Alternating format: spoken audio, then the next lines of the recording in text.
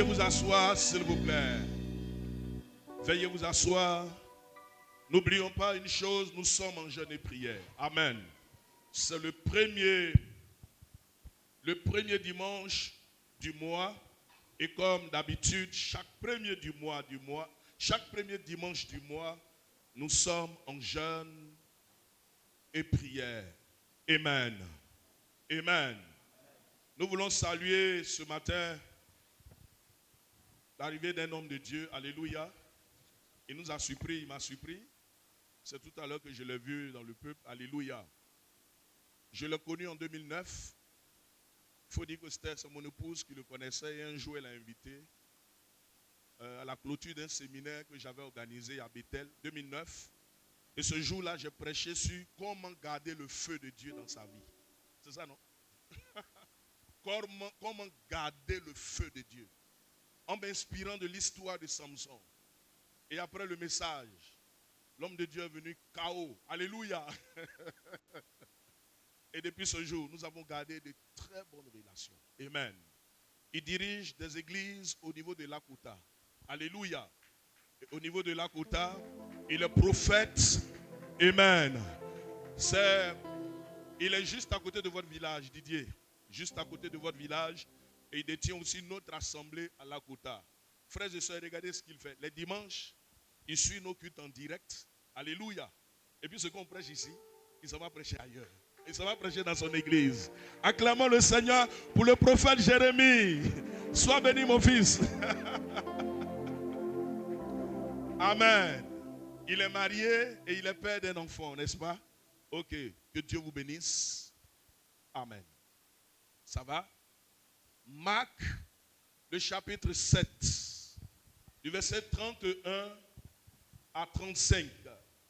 Marc, le chapitre 7, vous y êtes? Verset 31 à 35. Oui, Marc, chapitre 7, le verset 31 à 37. Verset 31. Jésus quitta le territoire de Tyr et revint par Sidon vers la mer de Galilée, en traversant le pays de la Décapole. On lui amena un sourd qui avait de la difficulté à parler, et on le pria de lui imposer les mains. Il le prit à part,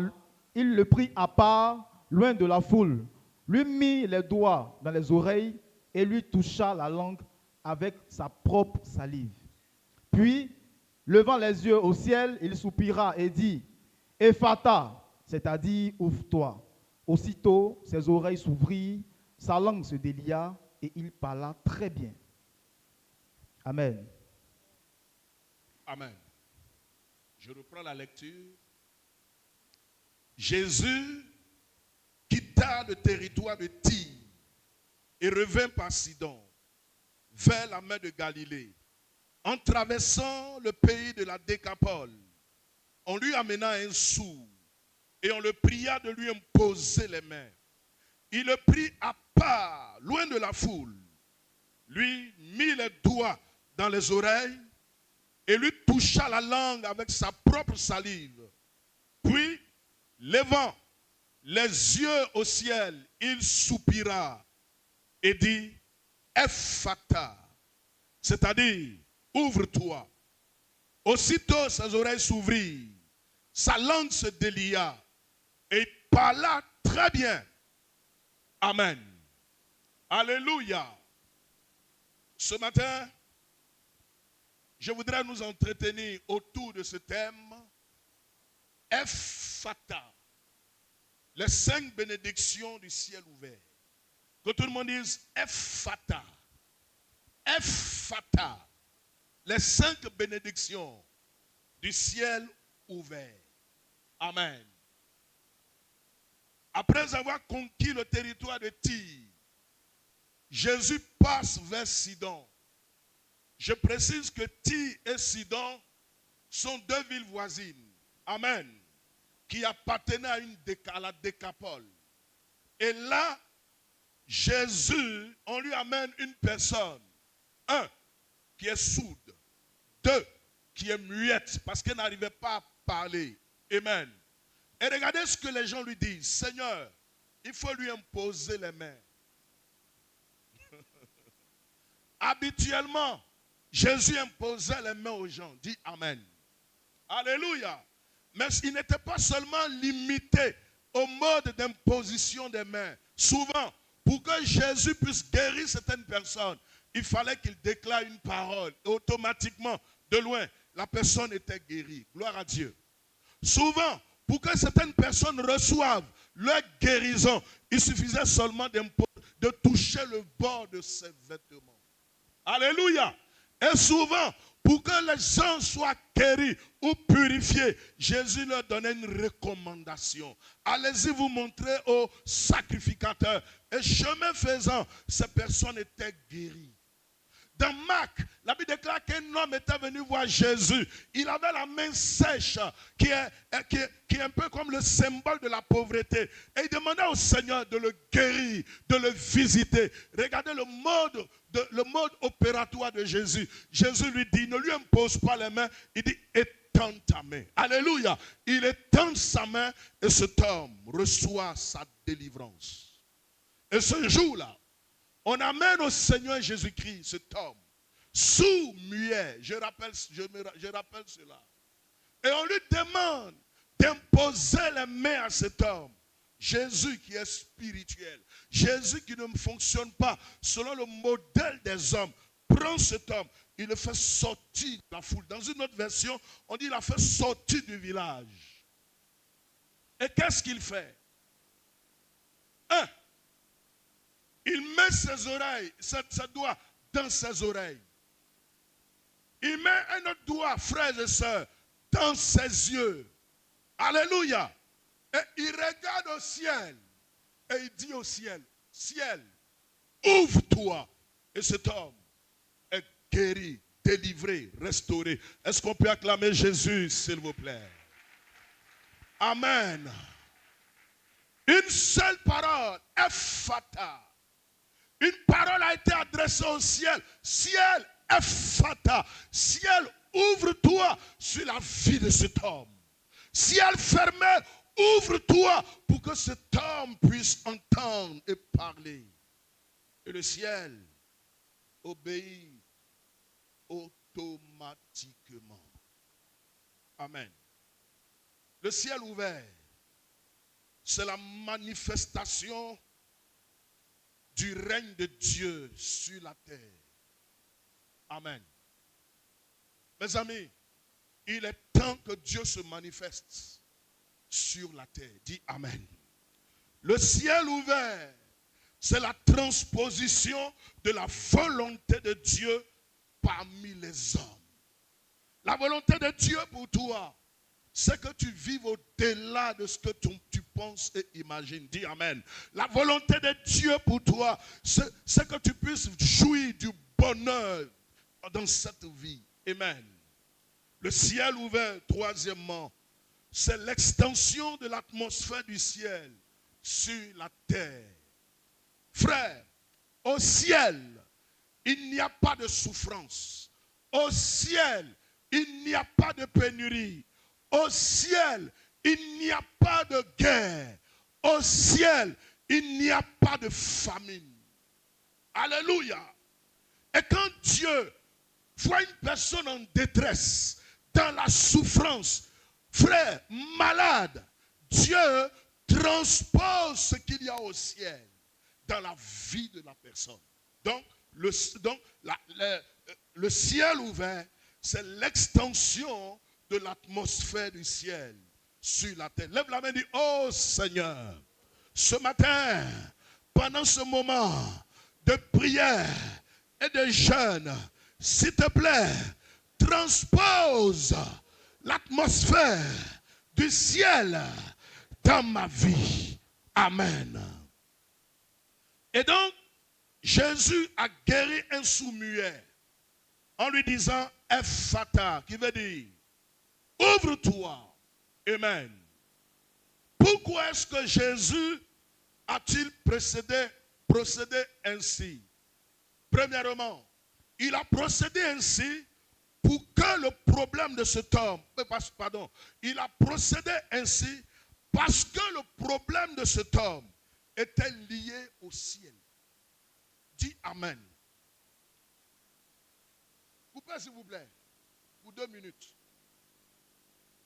La Bible dit, et là c'est Jésus qui parle en Matthieu 16. Il dit, moi je vais vous donner les portes du royaume des cieux. Alléluia.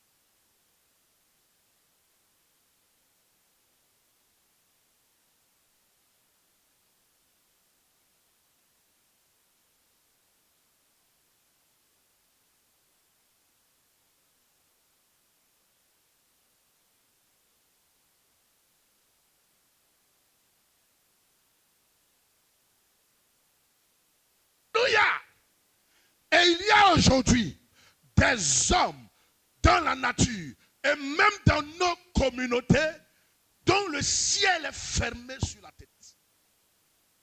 Amen. Ces personnes qui normalement devaient vivre le surnaturel, la gloire de Dieu, sont confrontées à un ciel fermé. C'est le ciel qui détermine la vie sur terre. Car dans l'ordre de la création, le ciel vient avant la terre. Genèse 1:1 dit quoi? Au commencement, Dieu créa quoi? Le ciel avant de créer quoi? Le ciel vient avant la terre. Donc, frères et sœurs, c'est ce que le ciel décide qui sera dans ta vie. Dis Amen. Le ciel est ici l'image des choses spirituelles et la terre est l'image des choses visibles. Tout mouvement dans le ciel engendre un mouvement sur la terre. Regardez, Jésus dit, ce que tu vas lier au ciel sera lié comment? Sur la terre. Et ce que tu vas délier au ciel, c'est ce qui sera comment? Délié sur la terre. Amen. C'est pourquoi le ciel, ou du moins l'invisible, ou du moins contrôler le ciel, revient à dominer dans le monde. Mon ami, si tu veux dominer dans ce monde, si tu veux dominer dans ce siècle ici, frère, il faut avoir la maîtrise du ciel. Dis Amen. Dis encore Amen. Notez ceci. Lorsque le ciel est fermé sur la vie d'une personne, elle vit de manière constante, 1, la malchance, 2, la malédiction, 3, les retards dans la vie, 4, la maladie, 5, le non-accomplissement, etc., etc. 6, les prières non exaucées. Il y a des hommes et femmes, frères, qui vivent dans la sanctification. Des hommes et femmes qui sont remplis du Saint-Esprit. Des hommes et des femmes qui sont baptisés. Mais quand elles prient, rien, le ciel ne se décide jamais en leur faveur. Alléluia. Pourquoi? Parce que ce ciel est fermé. Ma prière est que le ciel s'ouvre ce matin dans ta vie. Au nom de Jésus-Christ. Amen. Ce genre de personnes, frères, quand vous les rencontrez, leur destinée est obscurcie. Mais quand le ciel s'ouvre, ils reçoivent automatiquement un miracle au nom de Jésus-Christ. Et c'est ce qui s'est passé dans la vie de ce sourd-muet. Sa destinée était obscurcie. Mes amis, regardez. Un bobo.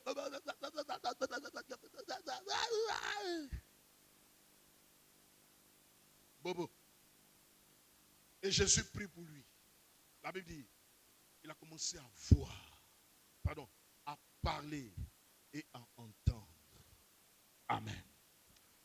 L'handicap de sa vie est devenu un mauvais souvenir. Ce matin, je déclare au nom de Jésus-Christ que l'handicap de ta vie, l'handicap de ta destinée, après ce moment de prière, que cet handicap-là se transforme, frère, en bénédiction dans ta vie au nom de Jésus. Que cet handicap-là soit un mauvais souvenir à partir d'aujourd'hui. Au nom de Jésus-Christ. Amen.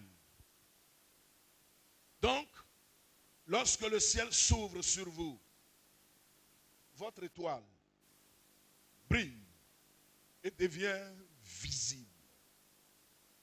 Amen. Rapidement, entrons dans notre thème en parlant des 5 bénédictions du ciel ouvert. Quand le ciel est ouvert dans la vie d'une personne, la première des choses, c'est la direction divine.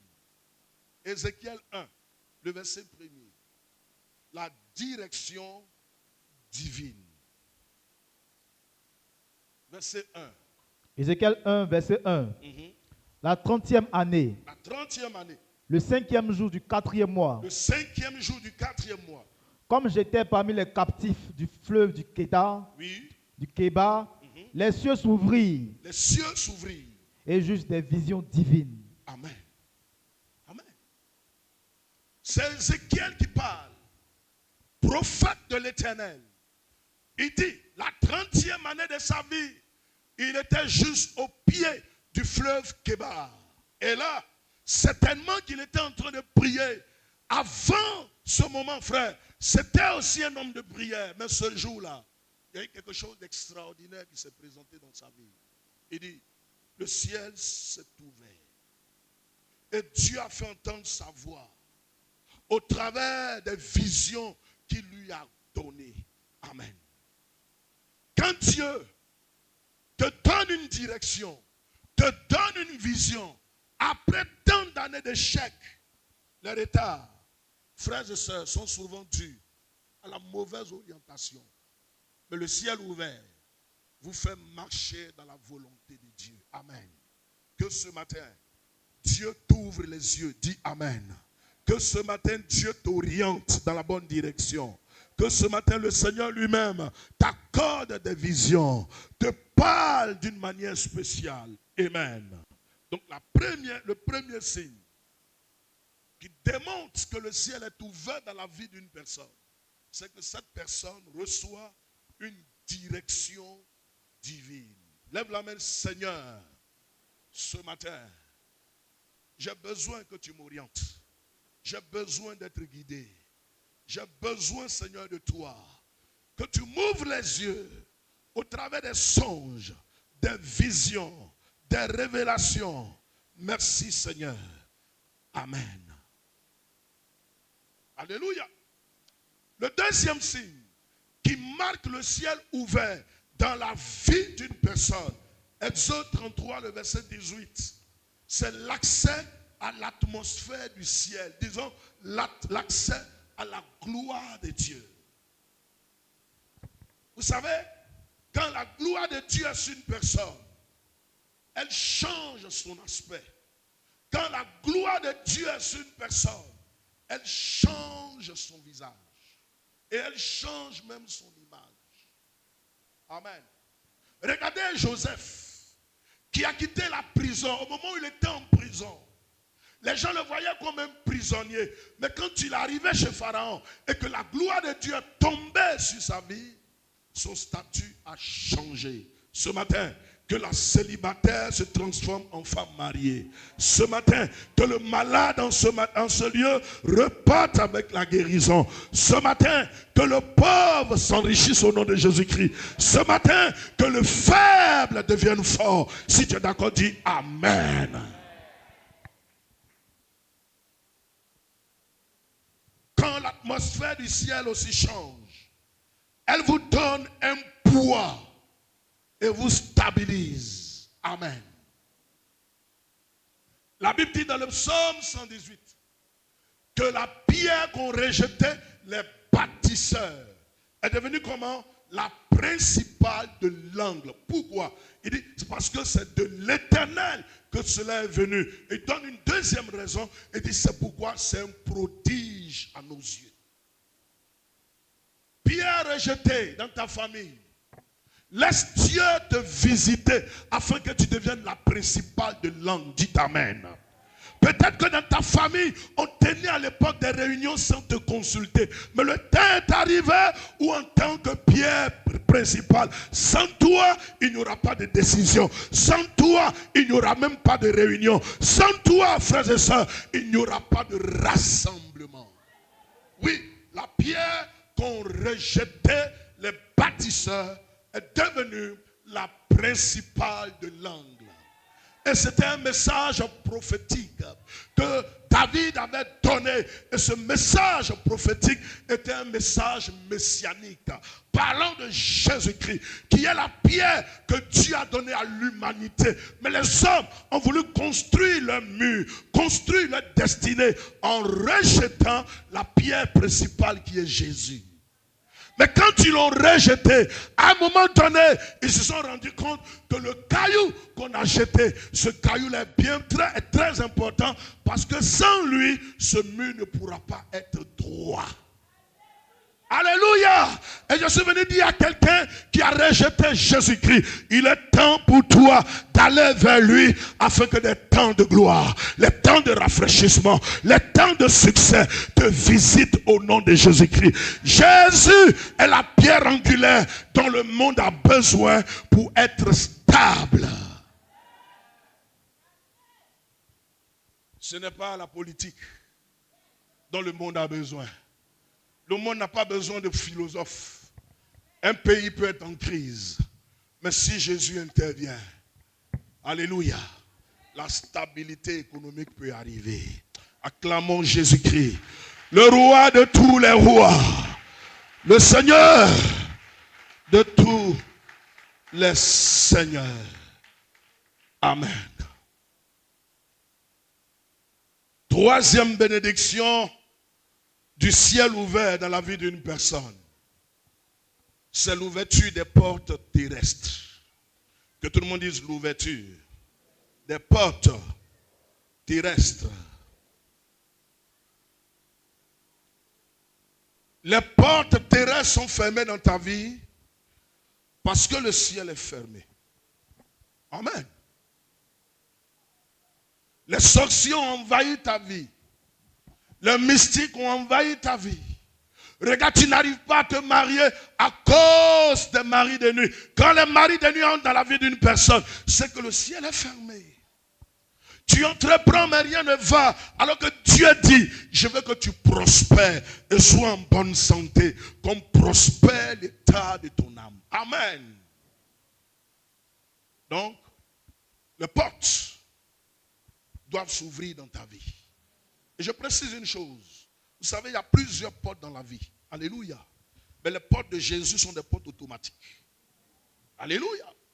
La Bible dit dans l'Apocalypse que quand il ouvre une porte, personne ne peut fermer. Amen. Celui qui ouvre la vraie porte, c'est Jésus. Dis Amen. 2. Quand il ouvre la porte, les sorciers, les mystiques, les augures, les féticheurs, même tes ennemis ne peuvent jamais la fermer. Dis Amen. Il dit, les portes que j'ouvre, personne ne peut la fermer. Je suis venu dire à quelqu'un ce jour, toi que Dieu est en train de bénir, à partir d'aujourd'hui, rends-toi au village. Dis Amen. Va faire ton malin, parce qu'aucun sorcier ne peut te fermer la porte. Yeah. Lisez les Écritures. Alléluia. Lisez les Écritures. Il dit, il est celui qui ouvre la porte. Et puis personne ne peut fermer. Je ne parle pas des portes que les marabouts ouvrent. Après ça, il y a des maladies derrière. Il y a ton doigt qui est coupé. Après ça, il y a des incidents, des accidents. Et c'est éphémère. Mais les portes que Jésus ouvre, aïe! Même le politicien ne peut pas fermer cela. Le porte du mariage que Jésus va t'ouvrir, aucune personne, quelle que soit sa malédiction, ne peut jamais empêcher cela. Les portes de la promotion sont dans ta vie au nom de Jésus-Christ. Les portes de la guérison sont dans ta vie au nom de Jésus.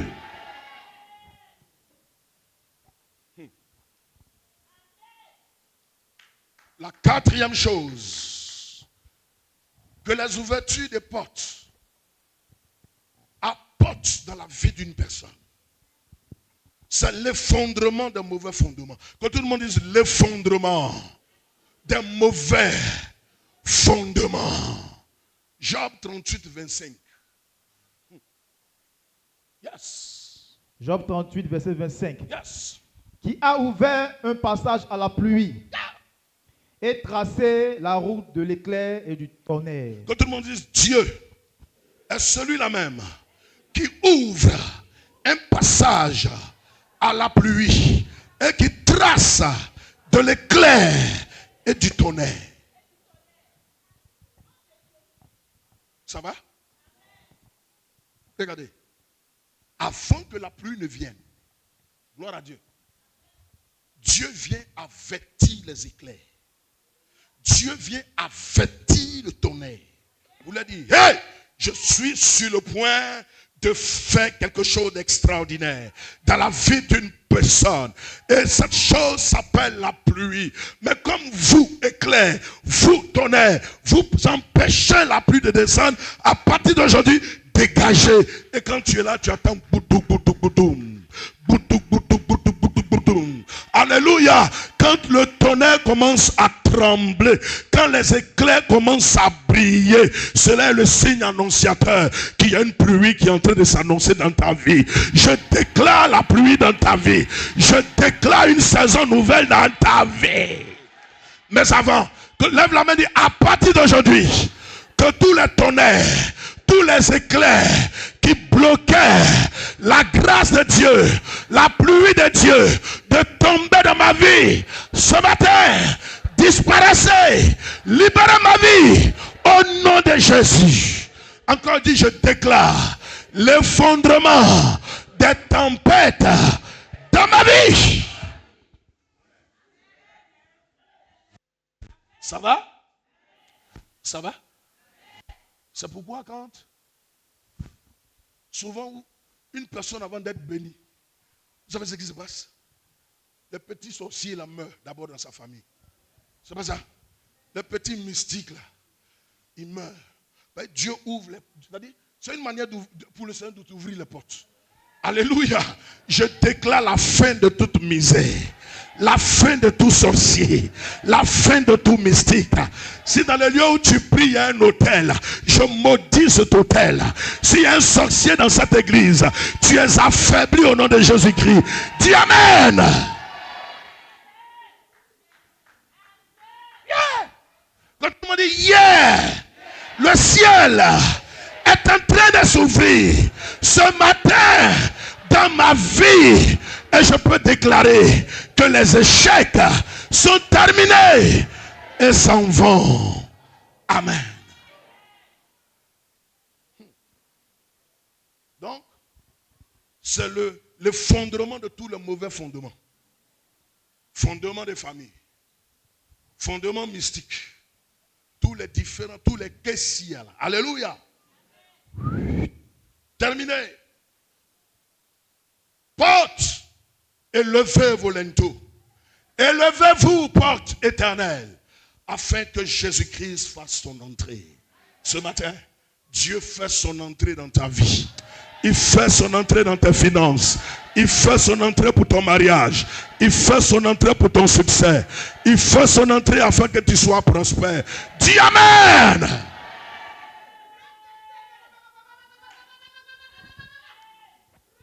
Amen. Cinquième signe.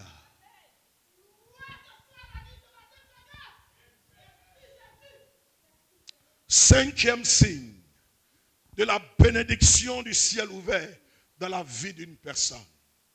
C'est l'activation du ministère des anges. Quand tout le monde dit Seigneur éternel, ce matin, active, s'il te plaît, le ministère des anges dans ma vie. Vous savez, en théologie, il y a une doctrine qu'on appelle l'angelologie. L'angelologie, c'est la doctrine des anges. Amen. Et l'angelologie a deux branches. Il y a les anges tout court, et puis il y a ce qu'on appelle la Christophanie. Amen. La Christophanie en théologie, c'est l'apparition de Jésus-Christ dans l'Ancien Testament sous la forme d'un ange. Amen. Qui a une fois vu un ange? Je ne parle pas des anges déchus. Un ange. Un ange, vrai ange. Qui a une fois vu ça?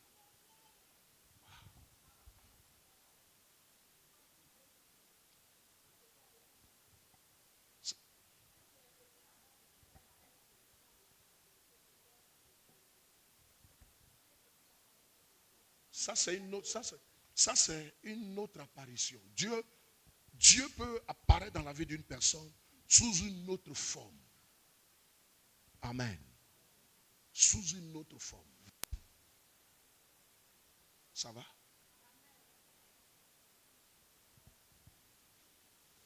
Gloire à Dieu. Mais quand Dieu envoie un ange dans la vie d'une personne, le ciel est ouvert. C'est comme si le robinet même est cassé. Alléluia. Et puis tu ne peux pas le contrôler.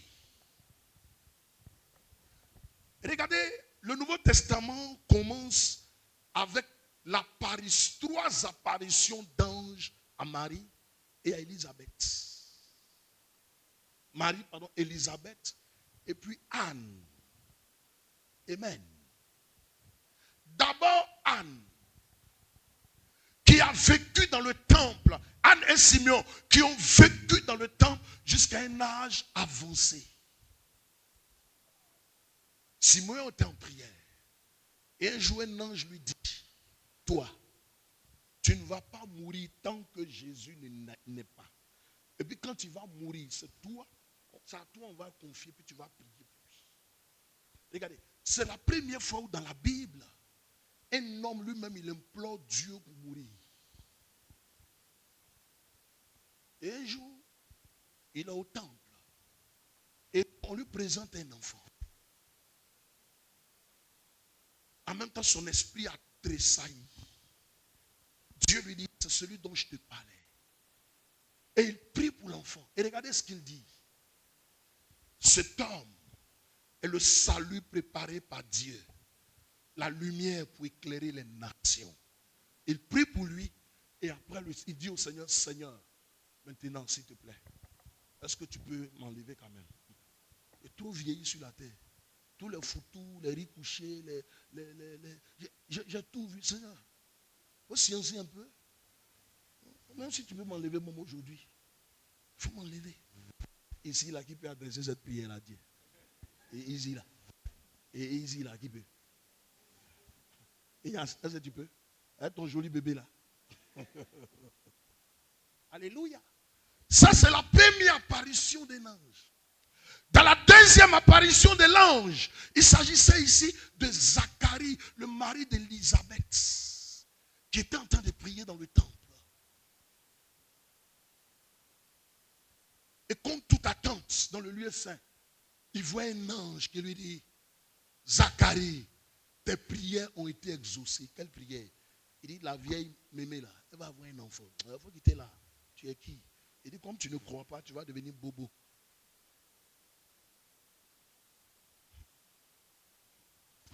La troisième apparition de l'ange dans le Nouveau Testament, frères et sœurs, c'était vis-à-vis de Marie. Il vient lui annoncer une bonne nouvelle. Et là, c'est Gabriel. Le jour où un ange vient te voir pour dire, je m'appelle Conan. Il faut faire attention. Il faut faire attention. Il y a des prophètes qui viennent vous mentir pour dire, il y a un ange qui s'appelle Uriel. Ce sont des démons. Est-ce que vous m'entendez? Le seul ange que Dieu mandate sur terre pour annoncer la bonne nouvelle ou les bonnes nouvelles aux hommes s'appelle Gabriel. C'est le ministre des informations de Dieu. En dehors de lui, ce sont des démons. Le ciel est organisé pour cela. Est-ce que vous m'entendez? Il se révèle à Marie. Et puis il lui dit, je suis Gabriel. Et Dieu m'envoie vers toi pour t'annoncer une nouvelle. Marie dit, laquelle? Et Gabriel dit à Marie, dans peu de temps, tu vas tomber enceinte. Et l'enfant que tu portes va s'appeler Emmanuel. Dieu est avec nous. Marie lui dit, mais attends, je ne connais point d'homme. Comment cela va-t-il se faire? Gabriel va lui dire, voici comment est-ce que Dieu va opérer. C'est que le Saint-Esprit sera sur toi. Et la puissance du Dieu très haut te couvrira et tu vas tomber enceinte. Si quelqu'un te dit que le ministère des anges est faux, dis-lui qu'il ment. Dis Amen. Au travers des petits exemples que je suis en train de te donner. Ça va? Et quand Dieu, souvent, veut bénir une personne, veut lui ouvrir le ciel, veut changer sa destinée, veut l'orienter dans sa volonté, il envoie souvent pas tous les jours, des anges. Qui sont les anges? 1. Ils vivent au ciel. 2. Ils ne peuvent descendre que lorsque les portes sont ouvertes dans la vie d'une personne. Ça veut dire que quand ils viennent, c'est pour t'annoncer une bonne nouvelle. Ce matin, je suis aussi comme un ange du Seigneur Thérèse. Alléluia. Pour t'annoncer l'ouverture des grandes portes, l'ouverture de la vie, l'ouverture d'une bonne santé, l'ouverture de la gloire, l'ouverture d'un grand ministère. Si tu es d'accord, dis Amen. Autre information sur les anges. Ils sont nos facteurs célestes. Les anges sont puissants en force pour nous protéger et nous conduire à la victoire sur nos ennemis. Lève la main, les anges du Seigneur sont puissants en force pour nous protéger et nous conduire à la victoire sur nos ennemis. Est-ce que tu sais qu'il y a des anges qui te protègent? Tu ne sais pas? Ah, tu ne sais pas? Le psaume 34, 8 dit quoi? L'ange de l'Éternel campe autour de tous ceux qui le craignent et les arrache du danger. Le malin, je suis en train de faire là. C'est pas ça que à côté, je suis bien entouré. Yeah! Faut essayer de voir. Tu es trop petit. Voilà. Quand souvent il fait mon boucan et puis il me prend devant les marabouts, il dit tu es petit. Ça veut dire les anges sont là. Si tu lances, il intercepte. Recevez la visitation des angéliques. Recevez cela au nom de Jésus.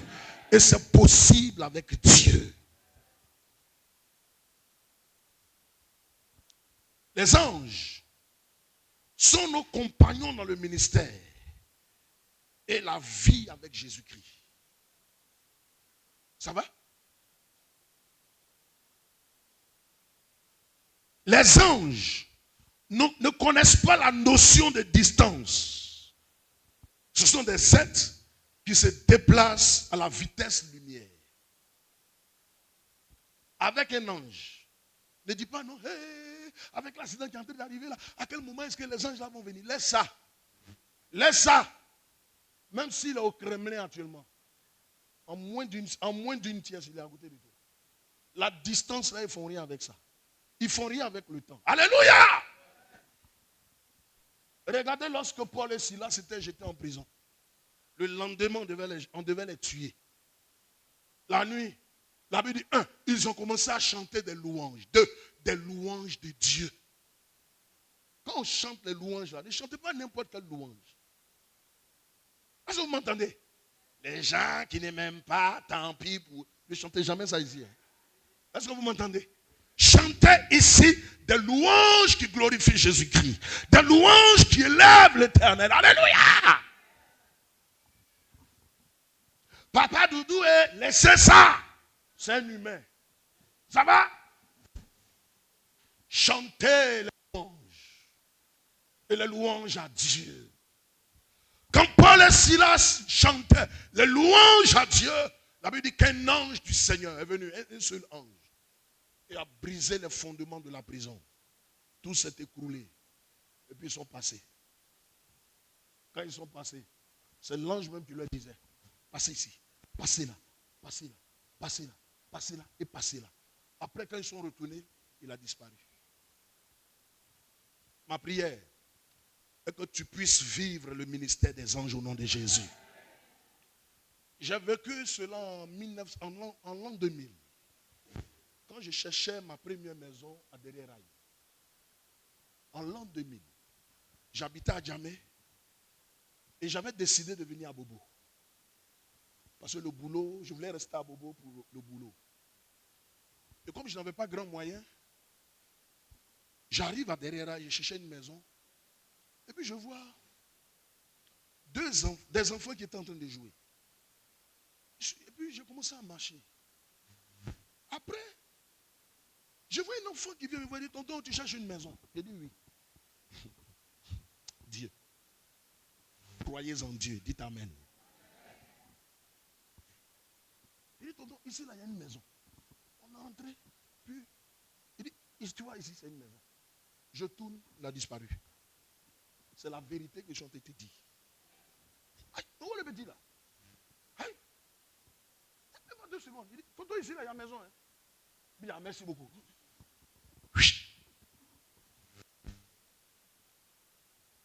C'est sa mission. Il n'est pas là pour me dire bonjour. Alléluia. Il a été envoyé. Gloire à Dieu. Ils sont fidèles. Le jour où un ange vient te voir pour dire ça va, tu as mangé quoi? Oh d'accord, allons prendre un peu de bière. Ange démon l'eau.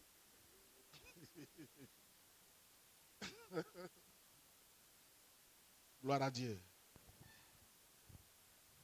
Les anges sont asexués. Parmi les anges, il n'y a pas d'ange garçon.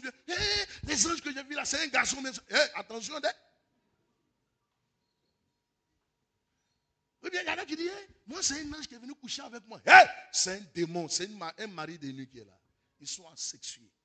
Ils ne sont ni hommes ni femmes. Ça va? Les anges ne doivent pas être adorés. Ça va? Quels sont ceux qui sont au christianisme céleste ici? Christianisme terrestre. Christianisme terrestre. Là-bas on dit non. On va adorer un ange, un séraphin. Ce n'est pas séraphin. Hein? Ce sont les démons. Les anges ne sont pas faits pour être adorés. Ils ne sont que des messagers de Dieu, des missionnaires. Dès qu'ils finissent, ils terminent leur mission, ils s'en vont. Amen. Donc, quand le ciel doit s'ouvrir dans la vie d'une personne, Dieu envoie souvent, de temps en temps, les anges. Ils viennent ouvrir la porte. Ils disparaissent. Souvent même, ils ouvrent la porte. Tu ne sais même pas même si c'est eux qui sont passés. Et puis tu entres dans un temps de gloire, un temps de visitation, un temps de joie. C'est ce qui s'est présenté dans la vie d'Élisabeth. L'ange dit à son mari, ta femme va tomber enceinte. Il lui annonce la nouvelle, et puis les temps qui suivent. Élisabeth annonce à son mari qu'elle est enceinte. Et plus tard, Jean-Baptiste. Ma prière pour toi, c'est que Dieu te visite au travers d'un ange. Au nom de Jésus-Christ. Amen. Alors, pour terminer, comment ouvrir le ciel? C'est pas ça? Il y en a 4 moyens. Mais je vais vous montrer seulement un seul moyen. Si je te donne tout, dimanche prochain, tu ne vas pas venir. Un seul. Notez d'abord ceci, que le Père est celui qui ordonne l'ouverture des cieux. Amen. Parce qu'il en est le propriétaire. Psaume 115, verset 16, dit quoi? Dieu est au ciel. Alléluia. Et il fait ce qui lui semble bon. Lis le texte. Psaume 115, verset 16. Yeah. Les cieux sont les cieux de l'Éternel. Yes. Mais il a donné la terre au Fils de l'homme. 16. Verset 17. Tu as auquel passage? Psaume 115, verset 16. Va au verset 15. Verset 15. Soyez bénis par l'Éternel, qui a fait les cieux et la terre. Ah, merci. Autant pour moi. C'est un autre passage. Soyez bénis par l'Éternel. Celui qui a fait quoi? Les cieux, c'est la terre. Donc, celui qui bénit, c'est qui? Donc, nous avons reçu le pouvoir de lier et de délier. Maintenant, le premier secret pour ouvrir le ciel. Luc 3, 21. Qui veut que le ciel soit ouvert ce matin sur sa tête? Qui ne veut pas que son mari aussi meure, ou bien sa femme meure? Lève la main. Quand le ciel est fermé, là.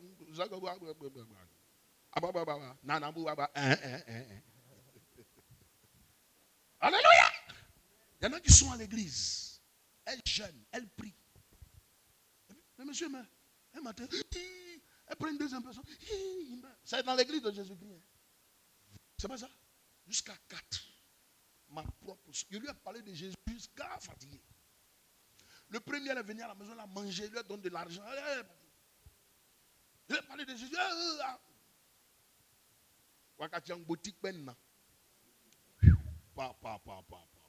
C'est un record. Hein?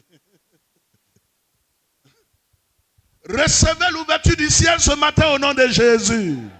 L'ouverture du ciel dans vos affaires. L'ouverture du ciel dans ton commerce. L'ouverture du ciel au travail. L'ouverture du ciel sur le plan matériel et professionnel. Si tu es d'accord, dis Amen. Yeah. Il faut que le ciel soit ouvert sur ta tête. C'est important. Sinon, tu seras un adorateur stérile. On y va. Luc 3, verset 21. Yeah. Tout le peuple se faisant baptiser. Écoutez-moi bien. Écoutez-moi bien. Quand tout le monde dit tout le peuple se faisait baptiser. Vas-y. Jésus fut aussi baptisé. Quand tout le monde dit Jésus se fit aussi baptisé. Parce que Jésus n'est pas dans le peuple. Il n'est pas dans le peuple. Il y avait du monde qui était venu se faire baptiser. Et puis, on les catégorise, on dit, cela c'est le peuple. Et puis Jésus aussi se fait baptiser. Oh, pourtant, ils sont tous entrés dans la même eau, n'est-ce pas? C'est le même père spirituel, Jean-Baptiste, qui les a baptisés. Hein? Et puis le même jour, à la même heure, au même moment, on dit, tout le monde se fait baptiser. Et puis on dit, Jésus aussi se fait quoi?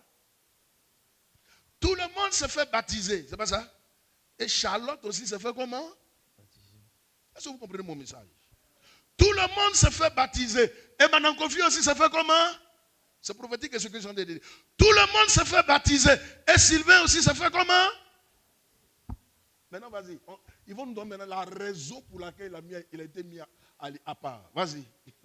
Et pendant qu'il priait, le ciel s'ouvrit. Oh, quand tout le monde dit, oh! Comment est-ce qu'on a su que le ciel était ouvert, n'est-ce pas? Continue ton texte au verset 22. Verset 22. Yeah. Et le Saint-Esprit descendit sur lui. Sous une forme corporelle. Comme une colombe.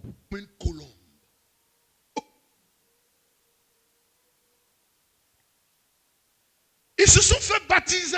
Normalement, quand on se fait baptiser, le baptisant demande aux baptisés d'aller tous prier. C'est pas ça? Dès qu'on finit, on dit va prier. Va prier. Tout le peuple aussi priait. Mais quand Jésus a prié, sa prière était spéciale. Que ta prière soit spéciale ce matin. Amen. Dis Amen. Et le Saint-Esprit est descendu et a pris un symbole. La colombe. Pourquoi la colombe? Ailleurs, on voit le Saint-Esprit sous forme d'huile. C'est pas ça? Ailleurs, on voit le Saint-Esprit sous forme de feu, n'est-ce pas? Ailleurs, on voit le Saint-Esprit sous forme de nuée. Après, on voit le Saint-Esprit qui représente l'eau. Après, on voit le Saint-Esprit qui représente les arts. Mais pourquoi une colombe? La colombe est le symbole de la pureté. 2, la colombe n'aime pas le mélange. Vous n'allez jamais voir une colombe avec des pigeons ensemble. C'est faux. Les colombes volent avec des colombes. 3, la colombe n'aime pas les endroits bizarres. La colombe est un endroit... Enfin, la colombe n'aime pas les endroits sales, les endroits tortueux. Souvenez-vous du livre de Genèse, quand Noé envoie au départ le corbeau. C'est pas ça? Après l'arche. Est-ce que le corbeau est revenu? Vous savez pourquoi le corbeau n'est pas revenu? Parce que quand on l'a envoyé, il a vu les agoutis pourris. Il a mangé les idées. Il a vu l'éléphant pourri. Il dit tiens. Moi-même, il est retourné encore dans la prison là. Jamais. Il a commencé à manger la nourriture pourrie là. Parce que c'est sa nature de manger les choses pourries. Mais Noé s'est rendu compte que le corbeau n'était pas un modèle, n'était pas un bon interlocuteur, ne pouvait plus revenir lui rendre compte de ce qui se passe sur la terre, il a envoyé la colombe. Alléluia. Quelque temps plus tard, la colombe est retournée dans l'arche avec une feuille d'olivier sur la bouche pour lui dire, Noé, la terre est en paix. Voici le signe que la terre est en paix. Il y a des arbres qui ont commencé à pousser. Voici leurs feuilles.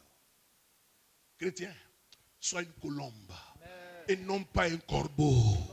Ne te mélange pas avec n'importe qui. Il y a des endroits que tu dois fuir. Et puis sois toujours loyal à ton maître. C'est ça la colombe. La colombe. Et puis, quand la colombe est descendue sur Jésus, regardez maintenant ce qui va survenir. Vas-y, au verset 22. Au verset 22. Verset 22. Et une voix fit entendre. Une voix se fit entendre dans le ciel. Oui. Et une voix fit entendre du ciel ces paroles. Oui. Tu es mon fils bien-aimé. Celui-ci est mon fils bien-aimé, en qui j'ai mis ma confiance. Dans une autre version, mon affection. Écoutez-le. Gloire à Jésus. Frère, je suis venu te dire encore ce matin pour terminer que le secret pour que le ciel s'ouvre, c'est la prière. Que tout le monde dise secret numéro 1. La prière. Maintenant, quelles sont les prières qu'il faut faire pour que les portes s'ouvrent? La première, c'est la prière de repentance. La deuxième, c'est la prière fervente, ou encore appelée la prière violente. La troisième, la prière d'un père. Quand tout le monde dit la prière, ici, la prière de la repentance. Ici, la prière fervente ou violente. Et ici, la prière d'un père. Quand tu sens que les portes sont fermées dans ta vie, et quand tu sens que le ciel est fermé à cause des malédictions des parents ou à cause de tes péchés, n'ouvre pas la bouche pour dire Seigneur, donne-moi ceci. Non, il faut te repentir. Ça va? C'est pourquoi Jean-Baptiste, dans son premier message, pouvait dire repentez-vous, car le royaume des cieux est proche. Le mot repentance veut dire quoi? Ça veut dire métanoïa en grec, qui veut dire quoi? Fais un détour. Faites demi-tour. Renoncez à sa vie. Alléluia. Tu vivais mal. Maintenant que tu veux que le ciel soit ouvert, renonce à ce gars. Dis Amen. Tu vivais mal. Tu veux que le ciel s'ouvre sur ta vie. Renonce à l'impureté. Renonce au vol. Renonce à l'idolâtrie. Renonce à la sorcellerie. Repentance. 2 Chroniques 7, 13 à 15, Dieu dit ici, lorsque je fermerai le ciel, 1, et qu'il n'y aura pas de pluie. 2, lorsque j'enverrai les sauterelles pour dévaster la nation. 3, lorsqu'il n'y aura plus de pluie qui puisse tomber. Au verset 14 maintenant, il dit, si mon peuple, sur qui est invoqué mon nom, s'humilie, prie, cherche ma face, et se détourne de ses mauvaises voies. Regardez ce que le Seigneur dit. Il dit, je l'exaucerai et je guérirai sa nation. Ce matin, ma prière est que ta repentance soit complète et qu'elle soit totale au nom de Jésus-Christ. Ne reste pas dans les maniants pour enlever les maniants. Ce que Dieu veut, c'est votre sanctification. Ce que Dieu veut, c'est votre repentance. Ce que Dieu veut, c'est que tu quittes les péchés. Ce que Dieu veut, c'est que tu renonces à toi. Deuxièmement, la deuxième forme de prière, c'est la prière de quoi? La prière fervente. N'est-ce pas? Jacques 5 dit quoi? La prière fervente du juste a une grande efficacité. Ça veut dire quoi? La prière violente est une prière que Dieu agrée. Il dit dans Matthieu 11, depuis le temps de Jean-Baptiste jusqu'à présent, le royaume des cieux est forcé. Et ce sont les violents qui s'en emparent. Sois violent dans la prière. Est-ce qu'on peut trouver des hommes violents ici? Des femmes violentes ici? Troisième forme de prière. Pour que le ciel s'ouvre. La prière d'un père. Dans le livre d'Osée 7, 14, il est écrit ceci.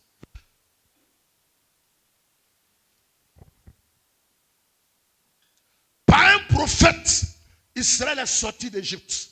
Et par un prophète, Israël a été gardé. Ça va? Yeah. Dans 2 Rois 2, le verset 19 à 21, il a mentionné ceci pour la ville de Jéricho, dont la ville était stérile.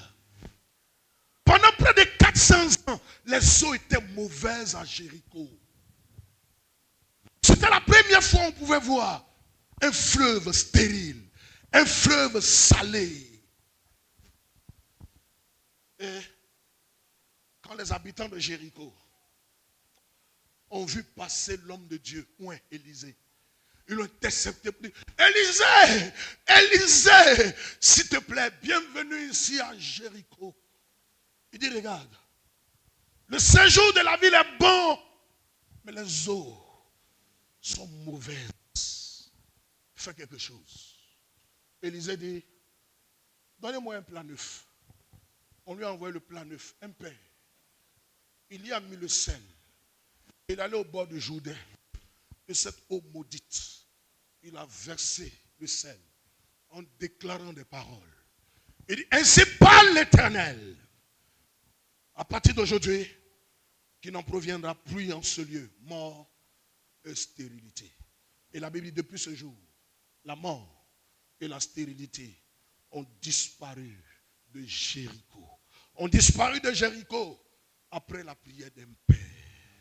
Ce matin, ma prière est que le ciel s'ouvre dans tes finances, s'ouvre dans tes affaires, s'ouvre dans ta famille, s'ouvre dans l'église, s'ouvre partout où tu seras. Au nom de Jésus, que Dieu vous bénisse. Amen. Tu as placé les étoiles au commencement de l'univers.